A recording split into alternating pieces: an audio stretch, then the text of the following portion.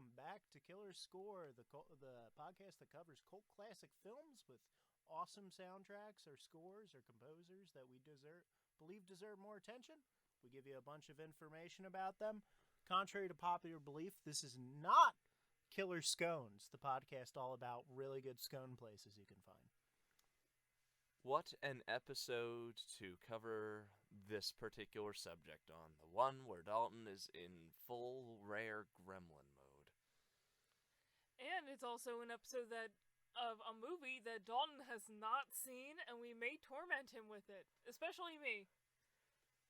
This is gonna be a long episode, people. Oh wait, is this actually a movie about scones and I was made unaware of it? I don't think there's any scones at all in this movie. I apologize. Be funny considering the setting, but just for the sake of... Scones are British. This takes place in Paris. Richie doesn't know anything about European cuisine. Sample 3671. That could be a running gag on here alone. Anyway, speaking of running gags, it's been a hot minute due to the fact that the studio was made unavailable by a couple of sicknesses on family's ends, so I think reacclimation is in order. Daulton? Yeah, okay. Yep, I am your host, Daulton Morrison, conceptualizer of the podcast and the idea. You can find me online at Twitter at SickJacketMan. YouTube under the same handle. I just actually released a voice acting sample demo reel edited by Rich over here. So you can go check that out on my YouTube. I'm working on some scripts and stuff right now and soon to be filming some extra content. So look out for that. Hi, Erin here from witchandcraftsnj.com. So I'll have to remember the new domain name. Fuck you, Crypto Bros. Yeah, fuck you, Crypto Bros. Long story. Anyway, witchandcrafts.nj at Instagram. You can also find me at Twitter under Nair Murray, or same goes for my personal Instagram. Co-host here at Killer Score, almost said Witchandcrafts. I am sorry. I'm plugging too much. Richie, you take over. Richie Eckert, Richie's Rad Voices, voice actor, video producer, and for Killer Score, the technical producer in charge of all of the amateur effects that you see on the YouTube versions and in the SoundCloud versions. You can find all my stuff under Richard Eckert on YouTube, Rich F. Eckert on Twitter, playlists linked in my channel of all the stuff that I've done for myself and for other content creators. Right, and since it's been a while since we've been back, there's a couple other things we get into. I'd like to remind you guys that this show is a passion project for us, yes, but we would be able to put in more effort and do more and focus much more on this if we were compensated more. So as a result, YouTube's not even giving us revenue yet because we can't put ads on our videos because we don't have the threshold. So we would really appreciate anyone who really loves the show to subscribe to our Patreon. We will be making more Patreon exclusive content soon. There's a Killer Score Discord in the works that we are currently working on that'll be available for Patreon members. And we're going to be working a lot more. We have a fun Patreon threshold goal that we want to talk about in this episode that we want to be planned. So I am a big sucker, specifically me, for restaurants as a whole, but I have a really big love for heavily themed chain restaurants. I hate chain restaurants. I'm going to say that. On like a basis, I generally hate chain restaurants. But if your chain restaurant has a theme that you heavily commit to, I respect the hell out of you. Case in point, his recent birthday venture was actually an outing at Rainforest Cafe, all the way in Atlantic City. You fucking madman. We had a great time, though. We did.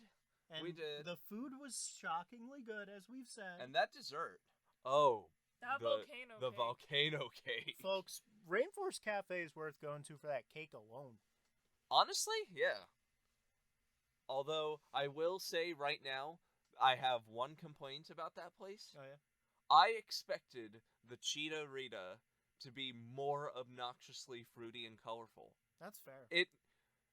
I want something fucking orange out of that. But it was fair. just a plain-ass margarita. Yeah. It wasn't ostentatious enough. I hear Cheetah Rita, I'm like, wow, this is basically gonna look like a liquid Cheeto. No. Those ribs were good, though. Yeah, they were. The Mojo ribs, I Yeah, believe. Mojo Bones. Yeah. Mojo Bones.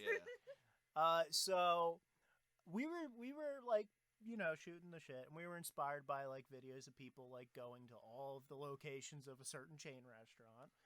Specifically, shout outs to Eddie Burback and his friend Ted, who did a video where they visited every Rainforest Cafe in North America and the one in Canada. And Canada's in North America. It is. yeah, you know what I mean. But Semantics. semantics, yeah.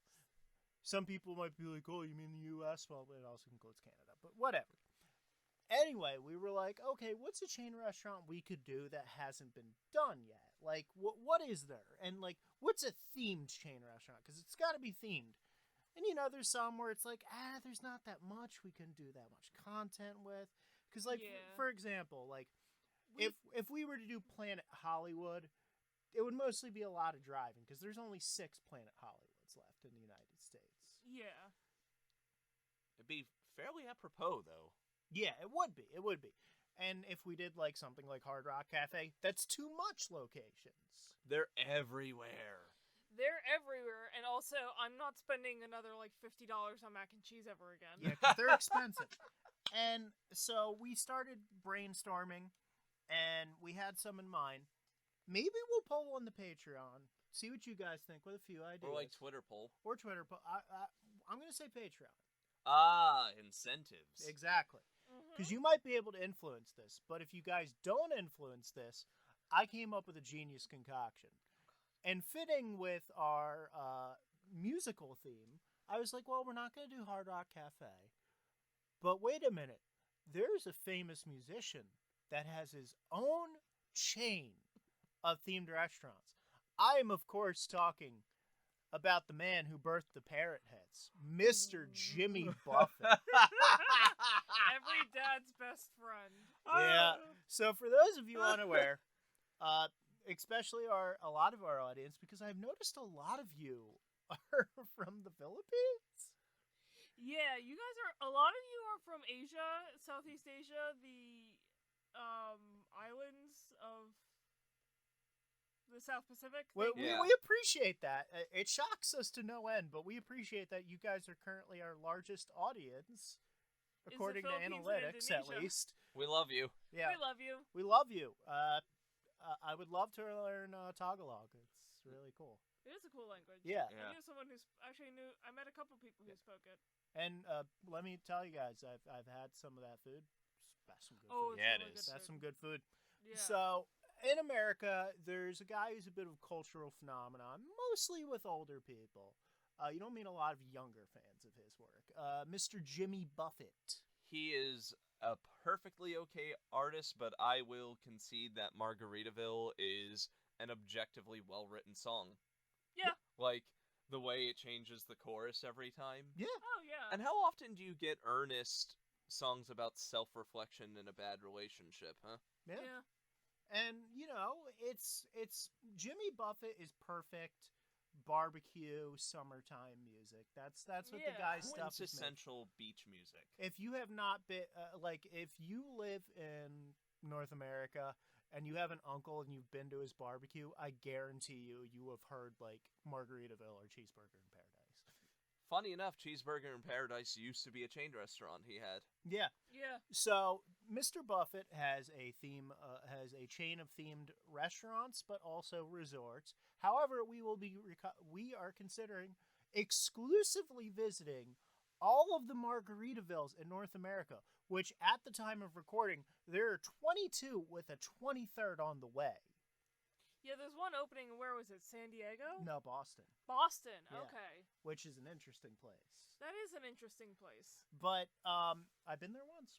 I've been there twice. Yeah, and we thought, we had some other chains in mind. We had Medieval Times in mind, not bad, 11 locations. but we would be eating the same thing every time unless we went with their vegan menu option. And I'm not going to go with the vegan menu option. No offense to vegans out there. It's just not for me.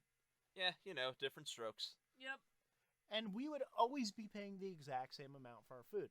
Because to eat at a Medieval Times, you have to just basically pay the entrance fee, and then you're covered for your food. But that's still $60. Yeah. Also, on the subject of Jimmy Buffett, I just gotta give him massive credit for essentially coining the genre Gulf and Western. Yeah. And he's just a chill guy from all accounts. I've seen some of his podcast appearances, particularly on the My Brother and Me podcast. Seems like a wonderful man. Hope we run into Jimmy if we do this expedition. Hope he's at one of the restaurants. And it gives me an excuse to go to Key West. Yeah, there you go. Yep. So, we already got John Cassier to promote us. Who knows? And the other, exactly. And the other thing that we will love about this is there's actually menu variety. Like, for example, if we were to do like Eddie and Ted did at Rainforest Cafe, I would be satisfied because we would have good menu variety. My big problem with doing stuff like Medieval Times and some other chain theme restaurants, not a lot of variety. Same thing No. every time. Yeah. Whereas I looked at Margaritaville, we could get fish dishes, we could get burgers, we could get sandwiches. Steaks? Do they have steaks? Yeah, they got steak. Yes. Yeah. So there we We go. probably have a surf and turf on the menu Oh, somewhere. probably. So, if you guys get us to a certain Patreon threshold, we haven't decided yet, we will make a video where we will take time out of our busy schedule to exclusively visit every single Jimmy Buffett's Margaritaville in North America with the addendum added on. If said Margaritaville has a gift shop, we each have to buy one item from the gift shop. Every single one? Every single one. Please sponsor us. We need the money if we're gonna stoop to those measures. Even if it's just a dumb little keychain, we gotta buy Jesus. one thing. And considering my dad is one of the biggest parrot heads I've ever met, my dad will be making an appearance in one of those videos. At least one of those. We'll at least take him to the Atlantic City location. And I will most likely be behind the camera. Yep. Yeah. So, I feel like we'll alternate between who's holding the oh camera. yeah, obviously. Two of us probably. Yeah. I mean, comm student over here. Film student. I took film classes in Oh, high wait. school. I know how to We handle all a did. camera. We all did film Yeah, stuff. Oh. I know how to handle a camera. Oh, fuck it. All three of we're us all then. gonna alternate. Yeah. Yeah. Yeah. So, in addition to that, we would like to thank all of you who donated to our fundraising goal for the AWA. Woo! She got a whole bunch of toys for those little buggers. Yeah, Yep. if you check out our Twitter, you can see that we dropped off the donated goods and the money to the AWA in Voorhees. And you guys have certainly helped some puppies and cats have a good time. And other small critters. Yeah, like guinea pigs like and the money. rabbits. The money basically went to all the animals because we didn't know what to buy for rabbits and gerbils. Yeah. They do, though, and they have the money for it. But we got stuff for the cats and the dogs, and who knows? Maybe some of the dog or cat toys can be given to the rabbits too. Like maybe Maybe a little ball. or maybe something. rabbits play with toys. I don't know. They do. Rats Okay. do, too. Yeah. Yeah, they don't have rats there. I think though. Huh. I'm not sure. Yeah, I don't. I think haven't they do. checked. I know think they have have guinea- gerbils, rabbits, and guinea pigs. Oh, Yeah. chinchillas. And chinchillas. They do chinchillas, yeah. chinchillas. So All of which play with toys I've seen. yeah, Yes. and also another convention coming up that Erin and I will be at. Yes, we will be at the Geekdom Memorial Day weekend 2023 at the Greater Philadelphia Expo Center at Oaks. Yep. It is. I don't know what the theming is. It seems to mostly be anime theming. There's a couple anime sponsors for it, and SNK is sponsoring the convention, which really surprised me. Yes, that SNK. Also, could one of you get a poster signed for me by Brina Palencia or something? Maybe I'll find like a Mad Moxie thing. Oh yeah, sure. yeah. I mean, I'm bringing my Vita copy of Steins Gate because Karisu's English voice actor is going to be there. Oh yeah, Colleen Klinkenbeard? No, Trisha something. Oh, Trisha. Something. That's gonna kill me. Trina Nishimura, I believe. Yeah, I think that's it. But you know what I'm really excited about? What? This is a big one for me. A childhood dream. Eric Vale is going to be there. Nice. I am a huge fan of Mr. Eric Vale's voice work on Dragon Ball Z. Trunks, right? Trunks, yeah. Mhm. So good. I have to get something signed by him. I don't know what, but I'm going to get it signed because I just love Eric Vale. Amazing voice actor. I think he's underrated as heck. Side note, Patreon supporters, please know that I will use whatever money you give me to totally not sneak into their trunk. Anyway. Yeah. So also my brother's gonna show up for it. So Nice. Yeah. Metal's gonna go. So. Now on to the show, and what a better way to start the year than with one of the ultimate hoops for any film connoisseur. Yeah. The ultimate love or hate it affair. Experience. I've never seen it. I'm the I don't. I was bringing up to Erin earlier. Have we ever had this combination specifically of the two of you having seen a film, but I having not seen a film? Quadrophenia? I don't remember if I've actually seen Quadrophenia prior to our podcast episode. I don't remember. Yeah, That might have been the one. That might have been the one. There are other stuff that Erin and I have seen that we're introducing Daulton to. Yeah. Wait. That's a lie. We have had some. When you guys eventually do Prince of Egypt and Road to El Dorado, it'll be the same combination. Oh. Yeah. You know what else, though? We did The Great Mouse Detective. You've never seen it. Oh, that's true. That was it. The Great Mouse Yeah. Detective definitely was one. But, Yes. Erin, our movie? Baz Luhrmann, yeah. It is 2001's Moulin Rouge, directed by Baz Luhrmann. I am trying not to laugh right now because I feel like Dalton's gonna hate this movie. It's your favorite I'm director, man. I'm well known for my dislike of Baz Luhrmann. I I will say, I haven't seen the Elvis movie. I hear great things, and I really want to watch the Elvis movie. But what I've seen so far, not a fan. I really don't like his version of The Great Gatsby. I don't like the That's Great. fair. Oh, that I don't sucks. like The Great Gatsby in general, to be fair. Yeah. But I still thought the '70s film adaptation of The Great Gatsby was Much better. better. Much better. So, I guess we're just gonna go over how we feel about him. I have a weird soft spot in my heart for Baz Luhrmann. The guy, say what you will about his... He has a vision. He has a vision, and he is somebody who I think can honestly claim to be one of Hollywood's remaining auteurs. I would agree.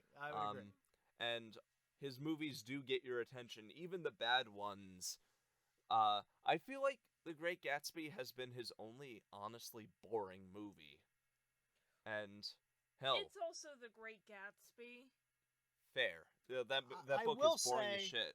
I will Yeah. say, I feel like one thing of his, there is one project of his I've really enjoyed, and unfortunately got glossed over, which was his Netflix series, The Get Down, which is a very good series. Great, criminally slept on, killed way too soon. If only because it... We're gonna throw something out there that's gonna shock you guys. Netflix canceled a really good show. I know, it's a shocker. Shocker. Also, why? It not only did it have some of the best soul songs of the decades ever, but it also had some awesome deep cuts. Like, where else is there going to be a musical rendition of There But For the Grace of God Go I? Seriously. Yeah, I feel like Netflix cited the old studio thing of like budget because it was apparently a very expensive show. Unsurprising given Luhrmann's ostentatious sensibilities, but and still. there was clearly a lot of set design work put into that show. Fair But enough. at the same time, Netflix will shove the newest season of Stranger Things down our throat. But they're run by incompetent people nowadays. I mean, let's face it. Nowadays? Well, they used to be smarter, and they used to actually like have more space for creative freedom and like put out more creative stuff. I mean, let us not forget this is the same network that took a chance on BoJack Horseman. Fair.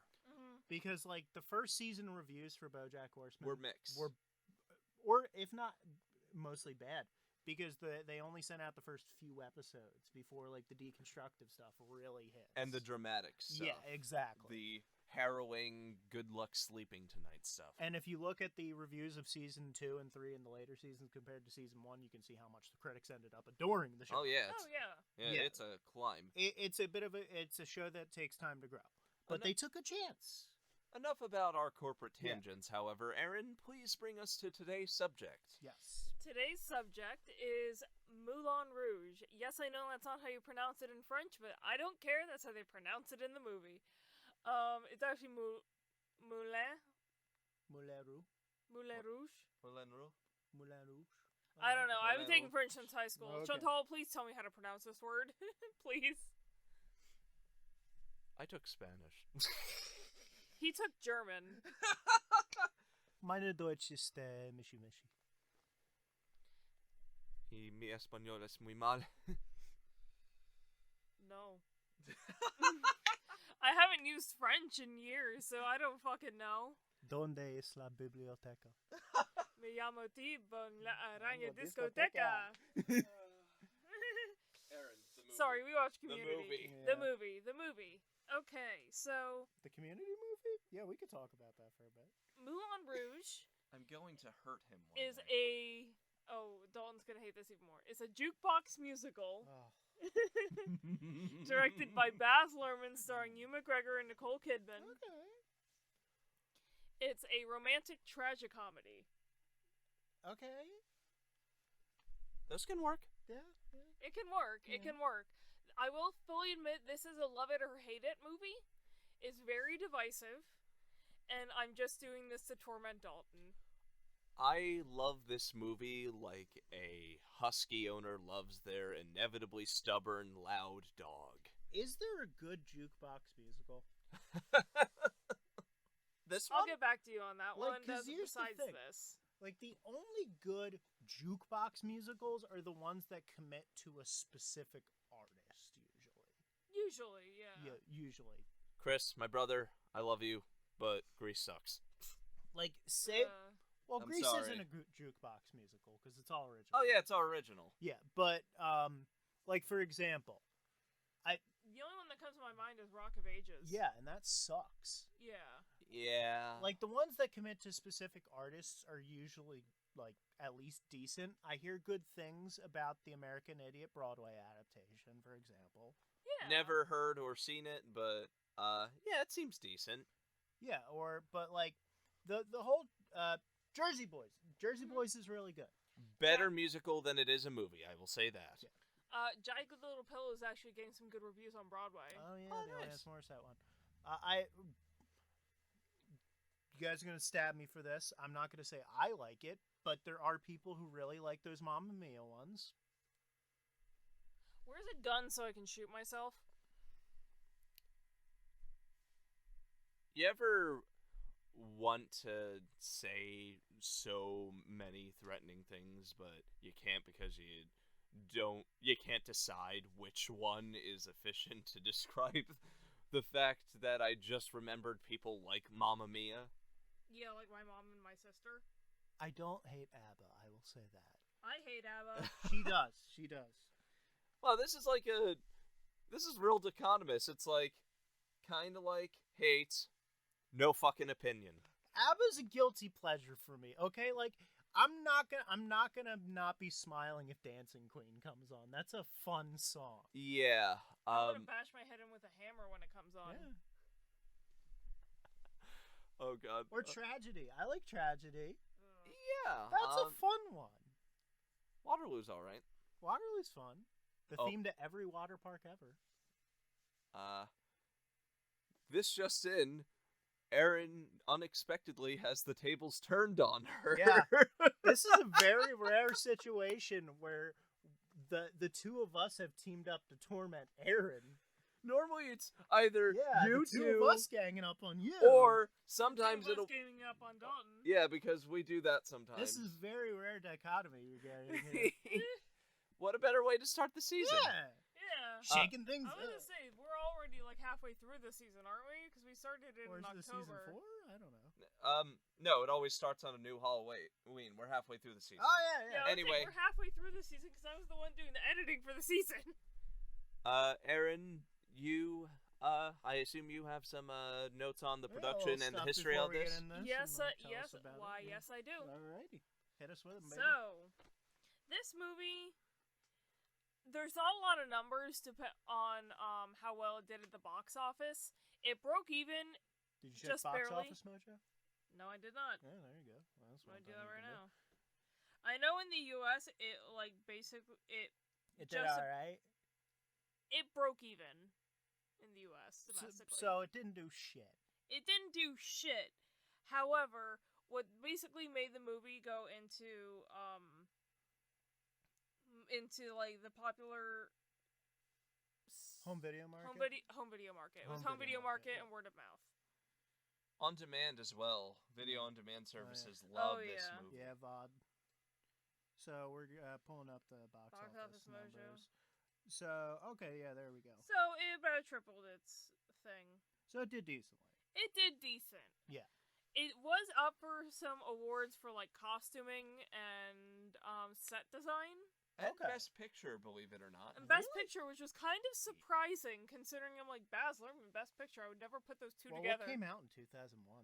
That was wasn't that kind of a slow year for movies? Let's see what we got for the Best Picture. Well, I know Donnie Darko came out in 2001, but that was never going to get nominated for anything. Which sucks because it's a When did good Chicago movie. come out? Was that I think that was a few 2001. I thought it was 04. That was 2001. I thought it was 04. You might be right. We'll see. 2002. 2002. We were a Okay, little yeah. bit off. Speaking of Chicago, they wanted to get Catherine Zeta-Jones to play the lead character, to play Satine, Nicole Kidman's character, I can see that. but there was some scheduling conflict. yeah. Also, they wanted to get Heath Ledger as Christian instead of Ewan McGregor. But he was probably busy because He was very busy. Yeah, because wasn't this around time? This came out like a year after A Knight's Tale, so he would have been like He busy. was really busy. So he Oh, would have yeah. been because Knight's Tale was 2000 exactly, I believe. I think so. Yes. Yeah, and another one we should cover sometime. Honestly, yeah. Because I haven't seen Yeah. it. That's a fun movie. You see, that movie does what The Great Gatsby tried to do, which is like we're going to show you contemporary songs to kind of get you in the mindset of what the music of the time kind of felt like for people. For people like that. But they used a lot greater mix, and it wasn't just like, "Hey Jay-Z, can you cover a random jazz age song, but just still be Jay-Z for some reason?" Yeah. Yeah. That movie is like if you made a jock flick in the Middle Ages. Yeah. Yeah, And it's great. It's I've great. seen bits It's and so pieces. I fun. didn't saw the whole way through. It's so much fun. It's great. The scene when that movie really clicks is the first jousting match. When like the stomping and clapping turns To into We Will Rock You. and then it just clicks for you, and you're like, "Oh, that's what this movie." Okay, I see what you're doing. Erin, it is 10 times better than we're making it sound, trust me. Okay. It's really good. Moulin Rouge. Back to Moulin Rouge. Yes. I'm just gonna move this mic over a little bit. Thank Don't you love this whole No, I Nice. love that we have a We boom got a mic new now. We got a setup. boom mic. We have a boom Hey. thing. We have a microphone arm. It's cool. We have a boom. Love you, Dad. So this movie was inspired by a Bollywood tragicomedy whose name I cannot find. Qua? Yeah. Okay. What? I'm not even joking. Baz Luhrmann went to India, and he was like, he watched this movie in some weird movie theater. He called it an ice cream theater, which was kind of weird. I've never heard that term used Yeah, before. I've never heard that term either. But anyway, I haven't been this confused since I found out the other night there's a Bollywood remake of Scream. yeah, there is. Slow year for movie my ass. Shrek came out this year. Oh yeah. Black Hawk Down, Lord of the Ring. Yeah, the Those first two Lord of the towers. Rings movies. Oh, that was Fellowship, right? Yeah. Yeah. Yeah, that was Fellowship. I was gonna say that wasn't Matrix season though, because first Matrix came out in '99 and the two sequels came out in 2002. Yeah. Okay, back to Moulin Rouge. Sorry. No, we're good. Okay, so it was inspired by La Boheme, the opera by Yeah. Giacomo Puccini, I believe. Which was also the inspiration for For Rent. Yeah. It's an unnamed Bollywood tragicomedy, which basically Baz Luhrmann saw this movie and was like, I wonder if this could be done in the West. Like, not the same plot, but like Yeah. a similar idea. The answer was kinda. Filming went over schedule when they were making this movie, and it almost overlapped with Star Wars Episode 2. Yeah, because you got to remember, 1999 was Phantom Menace. 2002 is when Attack of the Clones came out. Yeah. Yeah, and Ewan McGregor was, of course, in both of those. Yeah. Both Moulin Rouge and Star Wars. What a weird career trajectory. That was a really weird. Ewan McGregor has had yeah. one of the weirdest career trajectories I can think of. Yeah. Although I have to say, this movie is where we learned that Ewan McGregor has a really good singing voice. He does. Singer, yeah. He has a huge talent. You'll know what that means later. Can't wait. Yeah. The dread's coming back in his face, guys. I'm just here for the show. It got to the point that they went so over schedule that the demolition crew just kind of hung out while waiting for filming to wrap up so they could destroy the set and start making the set for Star Wars Episode 2. Nicole Kidman was injured on set during a dance scene. She broke 2 of her ribs and injured her knee and had to do certain scenes in a Ow, wheelchair. how the hell do you break your ribs? Apparently she fell on something during a dance scene. Oh. The better question to ask for something this prop-heavy, Daulton, is how don't you break something in this? Okay. Yeah. Trust me, it gets fucking crazy. They actually did quite a bit of research for the Moulin Rouge in this movie. Obviously, the elephant, the actual cabaret. The elephant, I don't believe. The elephant is not there. I don't believe it ever was there. I'm not sure. It's hard to see whether or not there actually was an elephant at the Moulin Rouge at some point. I don't think there was, from what I could tell. Elephants are so terrifying. No, it's not a live elephant. It's a giant elephant statue. Oh, never That's mind. also like a brothel. Duh. Stupid. But anyway, Henri de Toulouse-Lautrec is in this movie, not an actor playing him because he's been dead for a century at that point. Well, yeah. But they did base the character of Satine off of one of the courtesans and can dancers at the Moulin Rouge, whose name was Jane Avril, who may or may not have had a relationship with Henri de Toulouse-Lautrec. Of course, they did a lot of research into costuming because you had to for a period piece. Always. You know, it's funny to point out. I wanted to point out America kind of has its own version of like those like weird giant elephant things, which is actually the cabazon dinosaurs in California, which famously were featured in Pee-wee's Big Adventure. We also have Lucy the Elephant in Margate, which just reopened. Oh yeah. Which is a giant elephant statue in Margate, New Jersey. Yeah. It looks like it's made out of paper mache, but it's not. It's not. Fun fact that those dinosaurs that I just mentioned were also the basis for the dinosaur, the Dinky the dinosaur in New Vegas. Yeah. In Novak. Mm-hmm. Yeah. At the Dino Delight. Nicest owner ever. Yeah. Here's something funny that I've played too much. I told Daulton about Me this too. on the drive here, and he was like, "Oh no." So Courtney Love was kind of associated with this movie. Because they wanted to get the rights to Smells Like Teen Spirit. She said yes on the condition she would audition for Satine. She thankfully did not get the role. Look, However, they did get the rights to the song. I'm gonna throw this out there. I don't think Courtney Love killed Kurt Cobain. I'm not gonna feed into that conspiracy theory. However, she does suck. She does suck. I will say that. Yeah. And if she had the opportunity, I wouldn't have put it past her. But no, she didn't do it. She wasn't there. She wasn't there. Man, having the ability to weigh in on stuff was fun while it lasted. I would like to say I'm saying this jokingly, of course. In Minecraft. I would like to throw the in Minecraft. Courtney Love totally would have killed Kurt Cobain. In Minecraft. In Minecraft. So, since this is a jukebox musical, it did take several...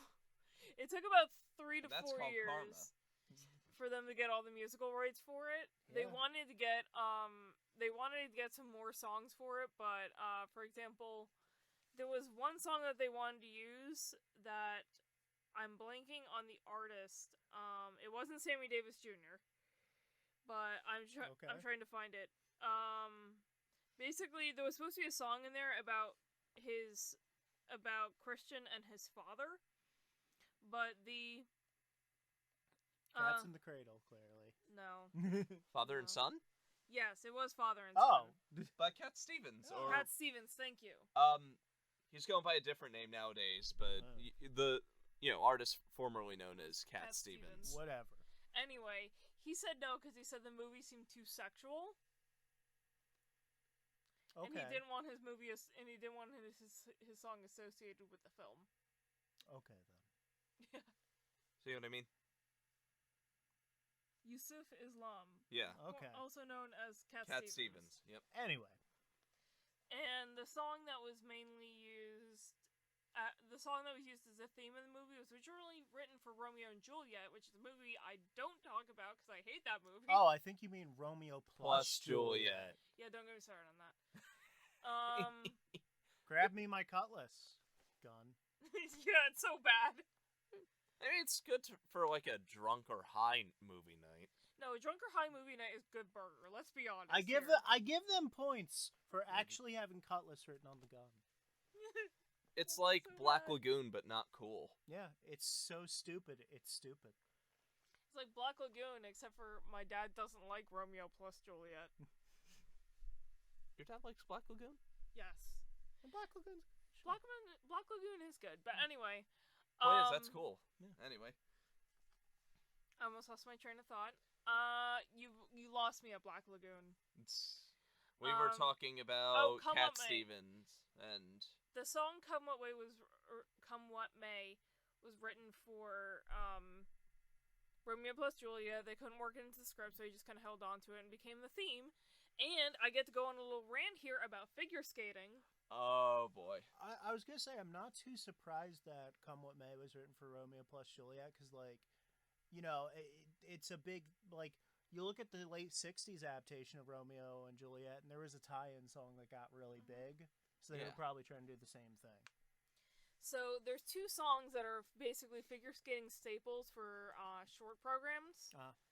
And it is El Tango de Roxanne, which gets used a lot because it's a very passionate song.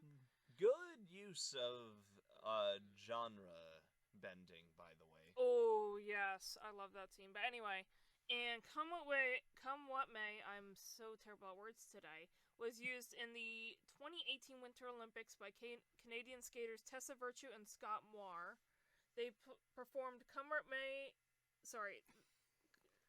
I can't say that Why word. is it "Come What May" that Come keeps what making may. you slip up? I don't know, but they did. But basically, that song, El Tango de Roxanne, and The Show Must Go On, was used extensively during the 2018 Winter Olympics in the figure skating program. I'm just stuck on the fact that there is a professional athlete named Tessa Virtue. Yes. Yes, she's a pair skater. So, figure skaters? Yes. You're gonna rant. Yes. I think that was the rant. That basically was Okay. the rant.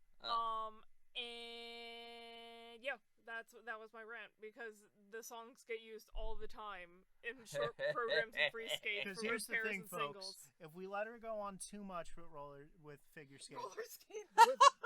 she's also very passionate about roller skating, Olympic roller skating. But no, if you go on too much with figure skating, Erin's gonna be here for forever. Patreon goal. So the 2022 Winter Olympics women's Wait a free minute. skate was an absolute shit show. Oh wait, you know what? I just thought of a perfect episode of Richie hasn't seen it. Have you seen I, Tanya? No, I've wanted to though. Oh, there we go. There we go. I could go on a very long rant about how Tanya Harding was. She deserved better. That's fair. Heard she was dealt a bad hand. She was dealt a very bad hand, and also the whole thing was. Actually, I'm not going to get too involved in this. Yeah. But the whole thing was basically a misunderstanding that ended up with And all Nancy the blame falling on Tanya Harding. Yeah. with the attack on Nancy Kerrigan by some guy Who was affiliated with her? Was like a friend of a was a friend of a husband. friend of an ex-boyfriend. Yeah, and it was like one of those things where it's like she got mad and was like, "Boy, I wish somebody would do something and beat the shit out of that Nancy."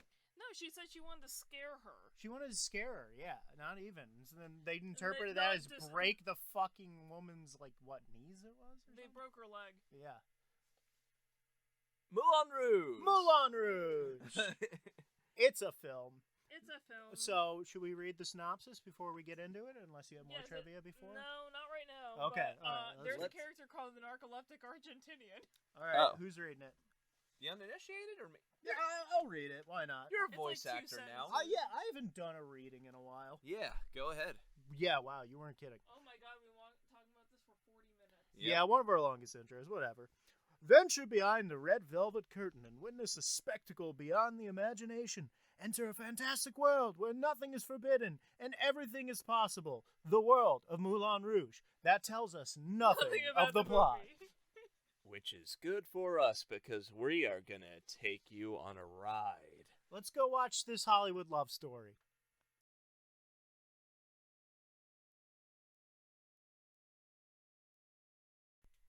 And we're back. We just finished watching Moulin Rouge. This is my guilty pleasure movie because I know it's not a great movie. However, I like to torment my friends and my husband. What did you guys think? You know what? I'll lead us in because I am also of the custom. We have the people who have seen it do it first, you know. yes. So I am of the opinion that this movie is candy. It's not good for you, and the aftertaste is probably not gonna be great, but god damn it, it's fun, and its idiosyncrasies are the type that I find pretty enjoyable to either enjoy or just see other people drop their jaws to. On a totally unrelated note...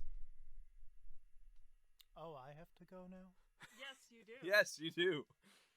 I guess I can't opt out, so, I didn't care for this film. That's one way of putting it. It felt like if you were a wealthy man and you had all the money in the world you could spend and you went, you know what? I'm going to go out for a night on the town. I'm going to go to Broadway. But the problem was, as you were leaving to go to Broadway, you bought a bunch of tickets and you also slipped down the stairs and got concussed. And this movie is the vague recollection of your night before seeing, stumbling in and out of several Broadway shows because you're a rich person who bought a bunch of tickets to a bunch of different Broadway shows. And after a few minutes at each show, they were like, "Sir, you need to go to a hospital. Please leave." And you're leaving singing an incomprehensible mashup of several pop ditties. I don't know what the best part of this was. The oddly verbose recollection of that experience, or the trembling that is going on your behalf as you struggle to make it composed and quiet. Because, oh boy, like, honestly, watching this movie was like 30% reliving the good times I had watching this with my friends in college, and 70% watching Daulton's yarn unravel. I don't hate musicals. I don't hate stupid musicals. I really want to show off Happiness of the Katakuris, and that's just pure insanity in a musical as well. I just really don't like Baz Luhrmann as a director.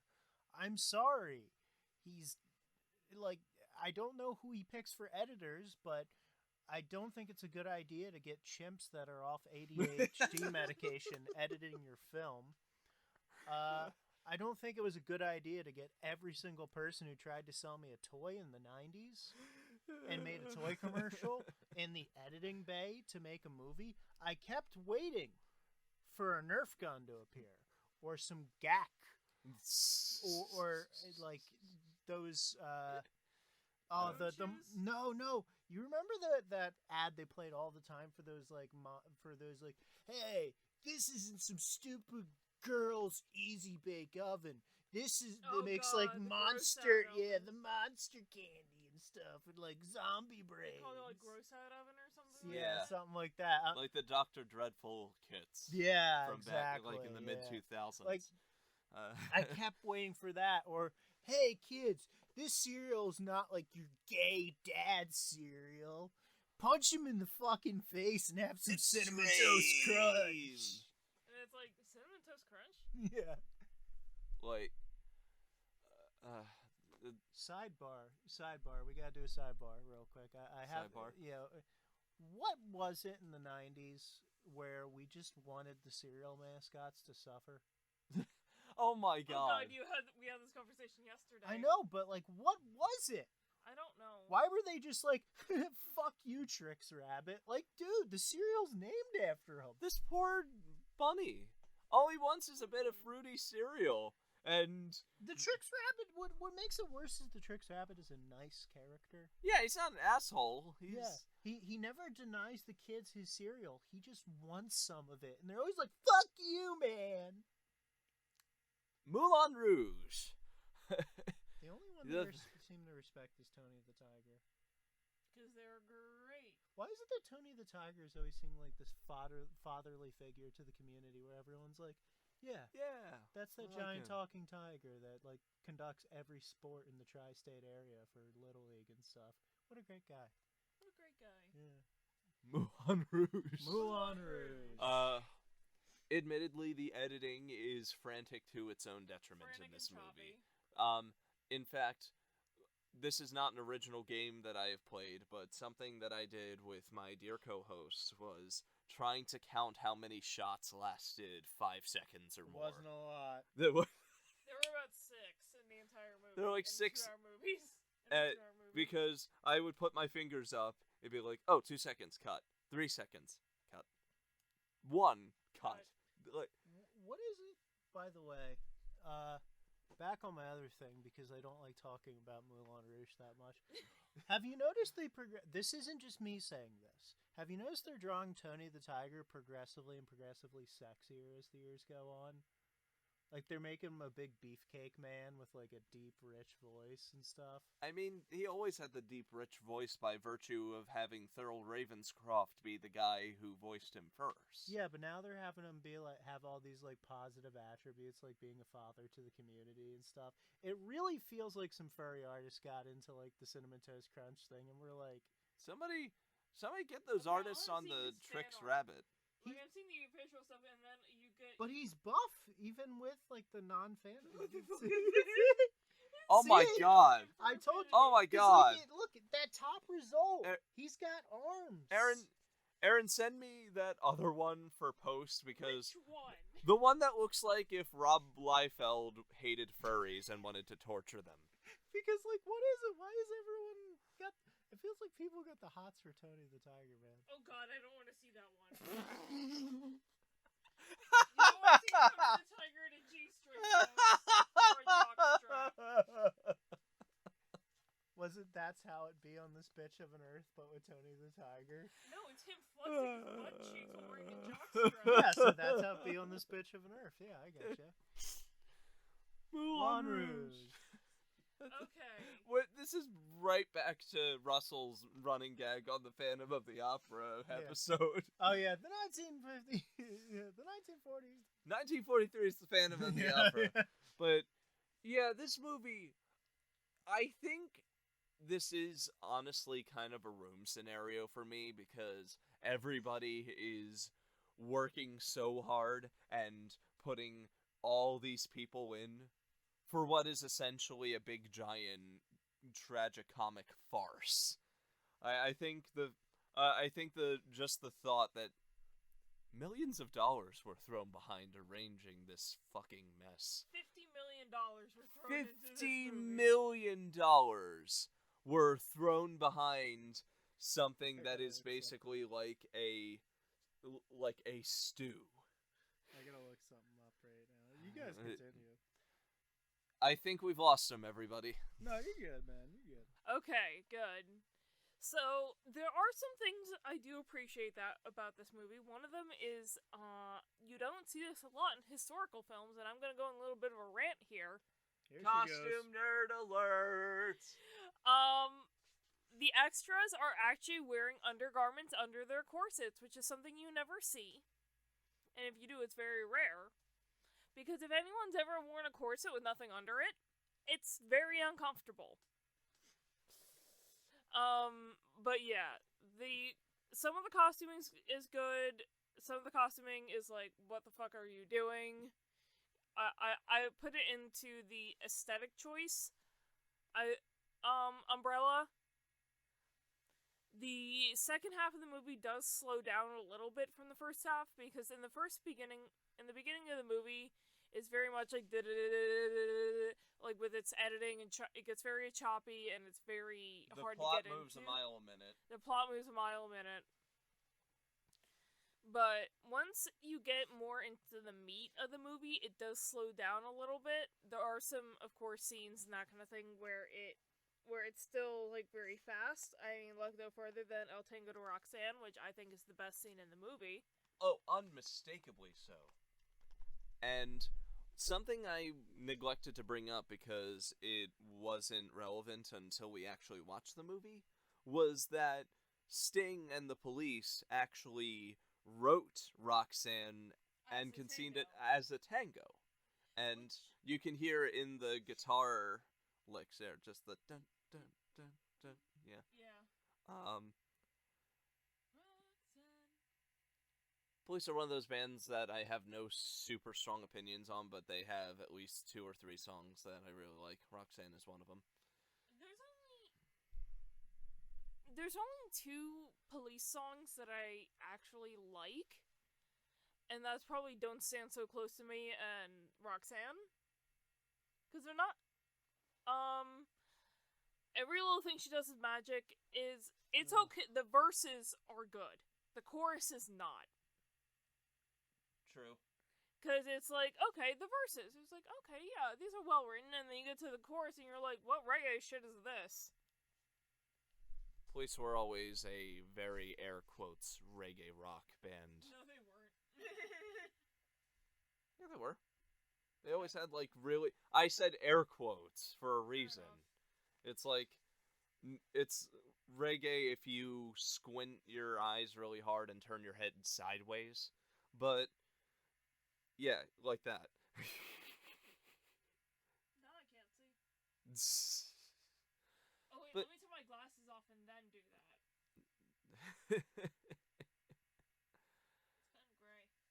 Killer Score, where the main topic supposedly goes to die. Anyway, Oh, of course.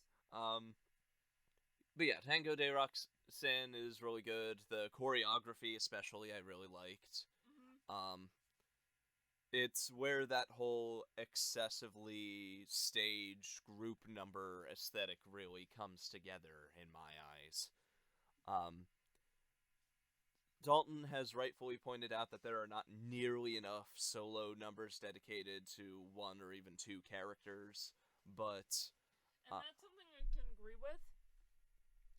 Because I feel like you need to have a solo number at some point in a musical, either as an I Want song or a villain song or something, just to give it some more depth, I guess is the right word? yeah, Yeah. layers. Give it some more layers.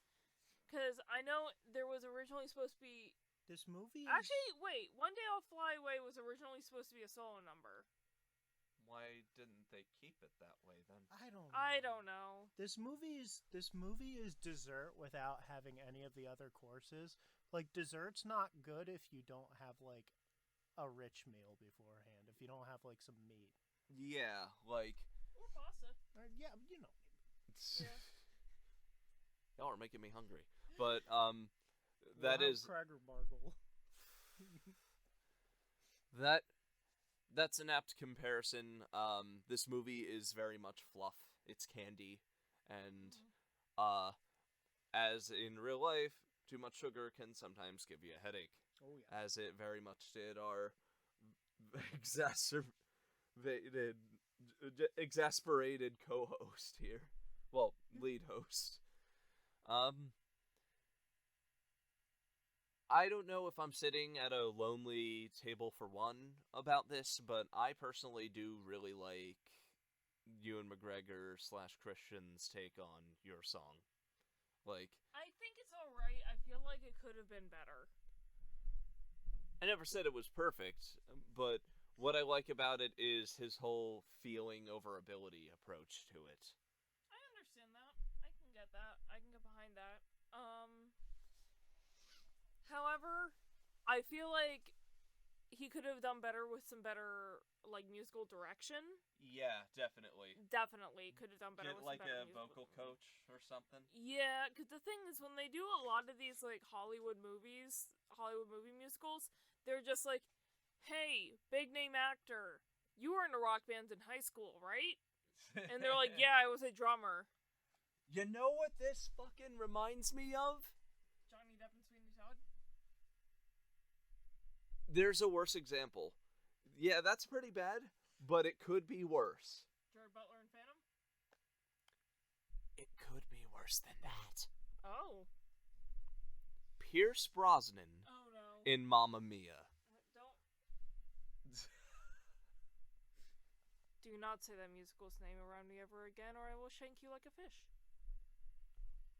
Oh my god, she means it. The worst part is we're in the murder basement studio for We this. are in the murder basement. No one's gonna hear me. Or her. Here I go again. I didn't say the name. Richie, be afraid. Be very afraid. I keep a knife on me at all times. Hey, I could be referencing Whitesnake. That's what I hoped you were referencing. I could be.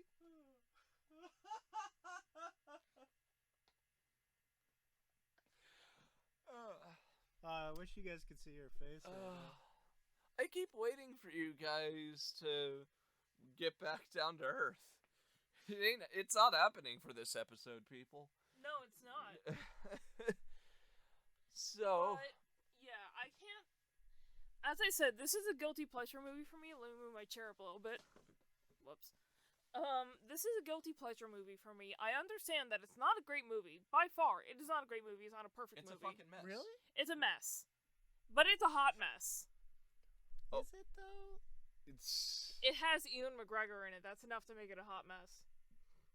Nicole Kidman. By that logic, episode 2 is a hot mess. Yeah. Natalie Portman, Tem. Yeah. I'm butchering his name, Temuera Morrison. Yeah, Temuera Morrison. Yeah. You know. Christopher Lee. Oh yes. Yeah. That man has had a voice as rich as pudding. Samuel L. Jackson. Mm-hmm. A lot of attractive actors in that movie. Oh yeah. Who else? That chick who played Baru? I don't know. I find it very funny, by the way, that, like, they were like, okay, people hated Jar Jar. We need to write him out of these movies. What do we do? Make him a senator? It is funny, though. How did that... I want to know how that election went. Like, who was Jar Jar running against that everyone was like, yeah, that guy? You know what I think happened? What? I think the person he was running against died, and they just went with Jar Jar. Oh, God. Because he had the second highest amount of votes. People were like, he's a war hero. I mean, that's why people voted for Andrew Jackson, so... That's why people vote for Grant. Yeah. Yeah. It has precedent. They're probably just like, that man's a war hero. This a fight for you like I did the Gungans. He's got his foot stuck in a trash can right now. Yeah, but he's a war hero. See, now I have that tingling feeling in the back of my neck that tells me I'm going to hell for that impression. You know what? I really want to see a Star Wars TV... Like, they're making so much Star Wars TV shows. I want to see a Star Wars TV show about Jar Jar's run for the Senate. No, what you do is you make it something like Fear and Loathing on the Campaign Trail, but just have it be focused on Jar Jar Binks. No, even better. Make it something like The Thick of It or Veep. God. But with the Galactic Senate. Dude, make Bulworth, but with the Galactic Senate. Just have Jar Jar rapping on stage and having a public mental breakdown. I want to I want to see like the thick of it. I want to see the spin doctor for the Galactic Senate who's just like infuriated that he has to deal with Jar Jar. Get Peter Capaldi for it too. Moulin Rouge. I'm just remembering that bit from the thick of it you showed me that was like, that's very homophobic, you big poo. Yeah. Moulin Rouge. I have to work for a man who walks and talks like a fucking racist stereotype. So, one thing I think we all agreed on was that John Leguizamo seemed like he was having a time. He seemed like he was having fun. He was having a good time. Like, and Daulton, you're right in that he always seems like he's having fun, even if the project isn't great. Like, I will contend once again that Spawn is not an objectively good movie, but he was a good pick for the Violator. Yeah. And, he was also good in the Super Mario Brothers movie, even though that blows. Yeah, he played Luigi Mario. Yeah. I am sorry. No, you're fine. You didn't spit on the mic. That's their names in the movie. I know. It's Mario and Luigi Luigi Mario. Because they are the Mario Brothers. I think the funniest thing I ever heard was, have you guys ever heard of it's Dennis Hackman, I think, who plays Baz? Hopper. Dennis Hopper plays Baz. Gene Hackman is. Yeah. And a few years after, one of his kids asked him, "Dad, why'd you do that movie?" And he's like, "Well, I gotta take roles like that to buy you guys shoes." And he said, "Dad, I don't need shoes that badly." Aww. That Ow. I like the sickest burn on your dad ever. I mean, the kids were trying to protect his dignity. No, they weren't. They're kids. Never were mind. Like 7-year-olds. Yeah, that's just a burn. It's like when I learned how to be sarcastic and I used it toward my dad, and he's like, "What the fuck did I do?" Where did I go wrong? Moulin Rouge. My dearest friend. Actually, no, my dad never says the word fuck, so he's like, "What the hell did I do?" So, the cinematography and lighting is. Do you have any more trivia for us? Yeah. Let me check. Yeah. Let me check. And while she's getting that up, I will say that the cinematography and lighting are the biggest mixed bags ever, because there are some shots that border on brilliant. But they're like the marshmallows and Lucky Charms, in that they are drowning in a sea of sloppy-ass editing. Alright, guys. So there are some unfortunately named characters in the movie. Okay. As we've already seen in the movie. Yep, but I just wanted to say real quick, guys. Yeah? Yeah? I have something good to say. You do? What do you have? What do you have? The set design is good. The set design is good. Objectively so, yes. The set Yeah. design is good. See, I did it. I did it. And I absolutely adore Nicole Kidman's red dress. I want it. I want to make it. I don't know how to sew that well. I love the fiery temptress dress that they make a big deal out of her putting on, and then she does wears it in another scene. Yeah, she does. She does it. And One Day I'll Fly Away. Yeah. She's wearing the red dress. Yeah, but they make a big deal of her wearing it to go meet Ewan McGregor's character. Yeah, Ewan McGregor, and then when they it cuts, change she's it. a completely different outfit. Like, what was that? But she wears it in another scene, and I respect that she both did and did not waste an outfit. Yeah, the costume design is great, and I'm not sure if it won the Oscar it was nominated for, but, you know, I'm struggling to think of ones that deserved it more than that from that year so far. Fellowship of the Ring? Never mind. Never mind. Oh yeah, I forgot. I was just going on a rant of how much of a year that was. It had some of the best armory work of any big budget film. Oh, ever. the blacksmithing work. Oh yeah. Oh yeah. I'll parrot the piece of trivia everyone knows, which is how in the Two Towers. Did you know that there's one scene where they had to shoot it a bit differently because Viggo Mortensen kicked the helmet, but it was an actual metal helmet, and he so he broke his toe. broke his toe. Oh. Yeah. As someone who has broken 2 toes in my life, that's not fun. Ow. Yeah, it happens. All right, that does not sound fun. No, it's not. No. Viggo Mortensen is a criminally underrated actor, Oh, by yeah. the way. History of Violence. The Road. Oof. acting in this isn't too bad. I mean, it's it's over the top and silly, but it's Baz Luhrmann. What it's Baz Luhrmann. Maybe we should do a history of violence sometime. Oh, definitely. Definitely cover history of One violence. of the only non-body horror related Cronenberg movies. Yeah. But acting's pretty good. Ewan McGregor adds a bit more intensity to what might have been a kind of wet blanket character in Christian. Nicole Kidman is over the top to her own detriment at times, but yeah, the oh no. Yeah, stop that. I like how it's like me with the Jar Jar voice. She immediately was like, never doing that again. Never doing that again. In public, anyway. No. What? No, never will that sound ever be sexy. It's like that scene in Community where they make fun of Santa Baby. No. Shut Yeah. up. You've hit a point of diminishing returns on your sexiness when you do that. What's it? Yeah, when you do a baby voice, no, just don't. Yeah. Boopy doopy doop doop sex. That's an actual line of that. Okay, So- since you know what, if you guys are gonna have tangents, so am I. Okay. Eartha Kitt is the only one who came the closest to making that whole thing work. The closest. I put that in Yeah. big bold. The closest, because she had that semi-sardonic edge to Yeah, her. no one can make that song work. I'm sorry. Yeah. I got the best Oh, story. remember, what was that one? It was Santa Buddy. Oh yeah, it's Yeah. Michael Bublé. Bublé trying We to not can't- be gay. We can't make it gay. Oh, Michael Bublé has to cover every Christmas song ever. Oh, really? Does he? Where's him covering, like, Dominic the Donkey? Or I Want a Hippopotamus for Christmas, huh? You see, the second one of those is cute. The first Is one it? just annoys me. The first one's just racist. And Yeah, it offensive. is.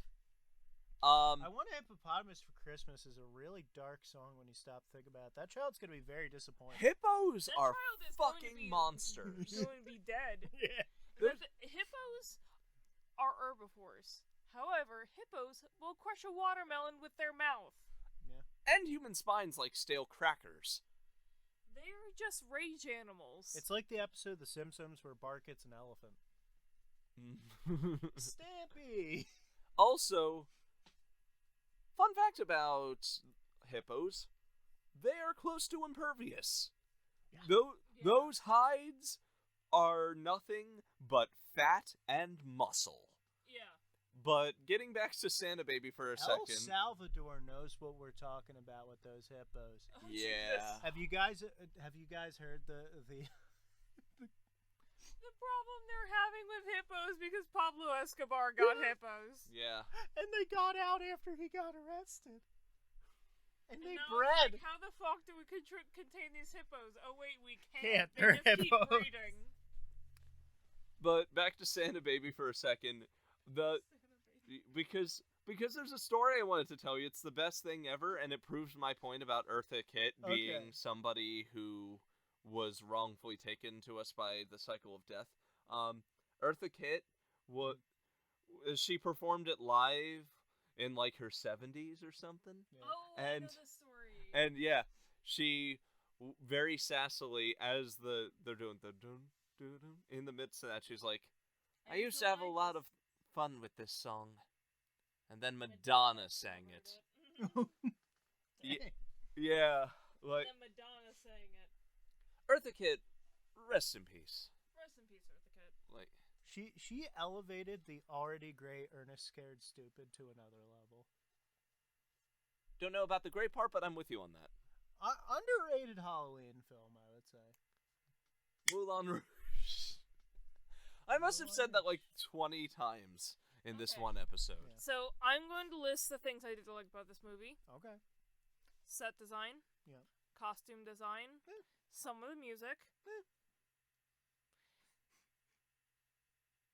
The overall story is kind of like tragicomedy rom-com kind of thing, but I still like it. Okay. That's 4 things I liked about this movie, and it is my guilty pleasure pick that I always pick for girls' night. So come on. All right, my positives. I'll try and be original about some of them. Costume design, set design, some of the use of early CG was, well, artistic. Like, there was some art direction behind it.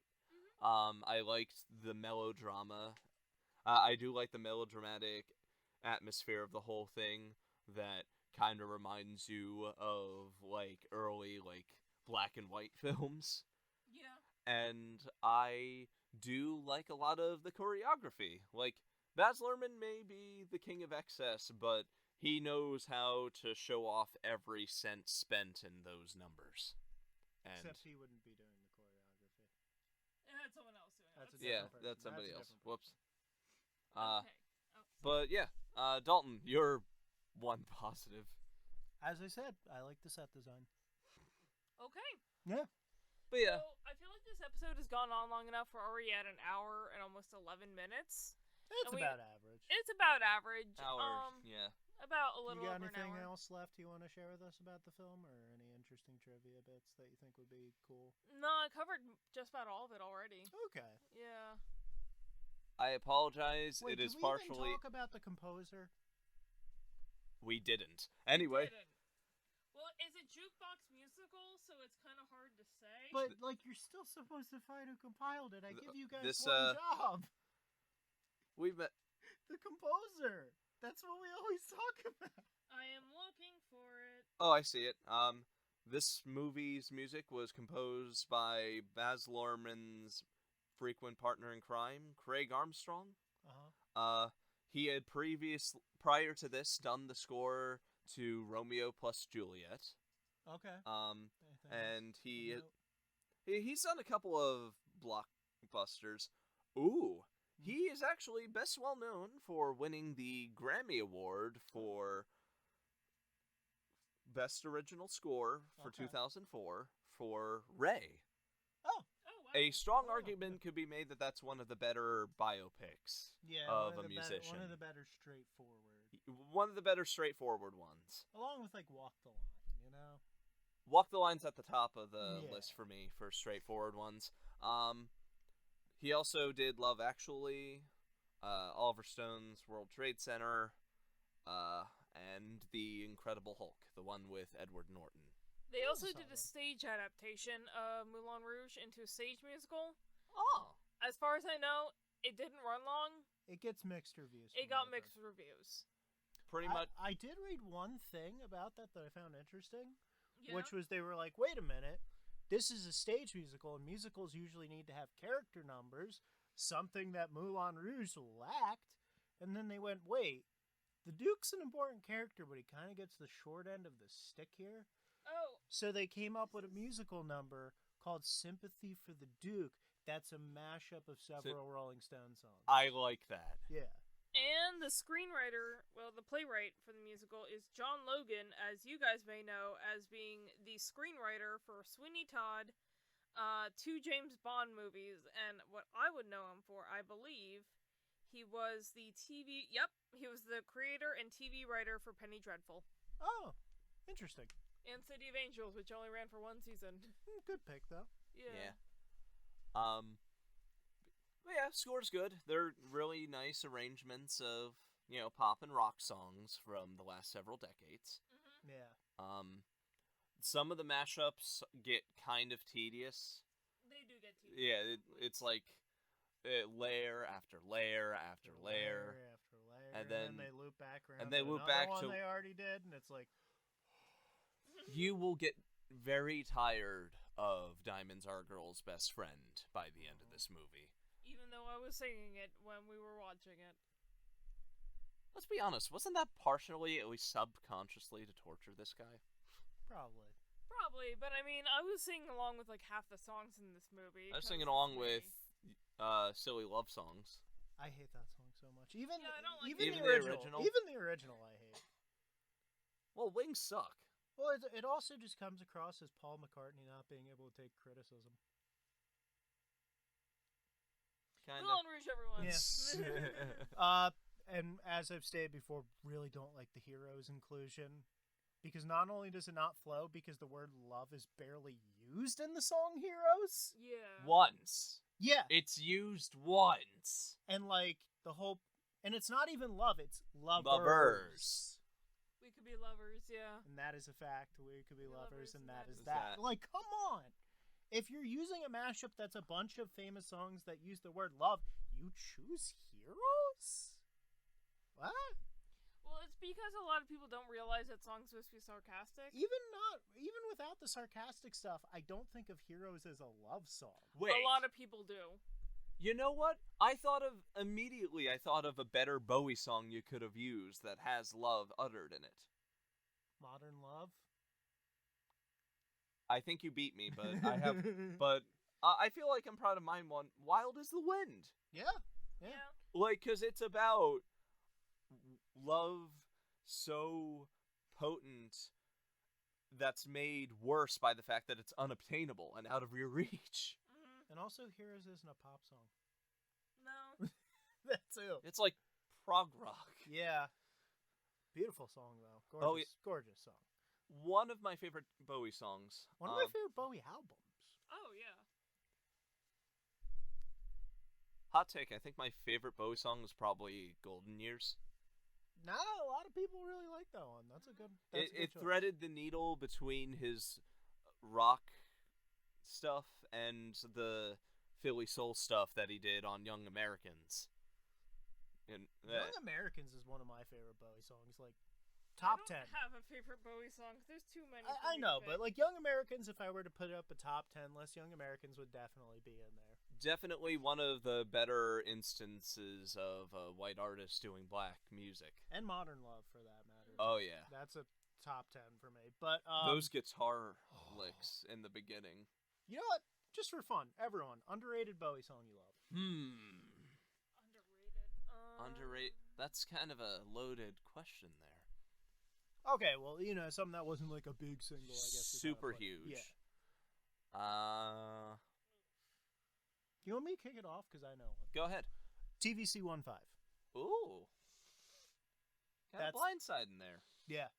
The guitar work on that is so good. Oh, yeah. I'm gonna have to get back to you on that one. I thought Modern Love was kind of on the underrated side. That's fair, yeah. Like, his version of China Girl's pretty good, too. That's a good pick. Yeah. You know. I mean, it was basically, for me, I feel like it's not as big as, like, his stuff back in, like, the 70s and the, like, 60s, 70s, 80s. Mhm. For me, this is just a song that, like, I listen to. I have it on my playlist, but it still hurts to hear. What? Lazarus. Oh. Because he wrote his own Requiem. Yeah. Mm. I'd also put Cat People on my underrated David Cat Bowie. People. Oh, yeah. Yeah. Candidate for the show, honestly. Which one? Yes. So, Sprung the trap right on you, buddy. Yep, you did. I'm proud of you, buddy. So, to get in the closing, you know, these guys, they think it's fun. I wasn't a fan, but it is my time to come back next week. And Daulton, you had your or a week or vegetables. two. Yeah. Time now for the you meat. have your dessert. Time for the meat.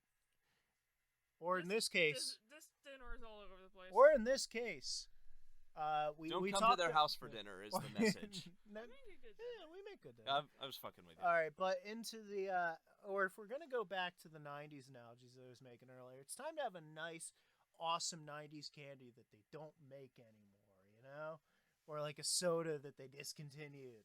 Like it's time to get back into like the Crystal Pepsi era, you know. So I am going to bring this episode as a celebration and a memoriam. For those of you who don't know, I here, Daulton Morrison, am a huge fan of a little property known as Power Rangers.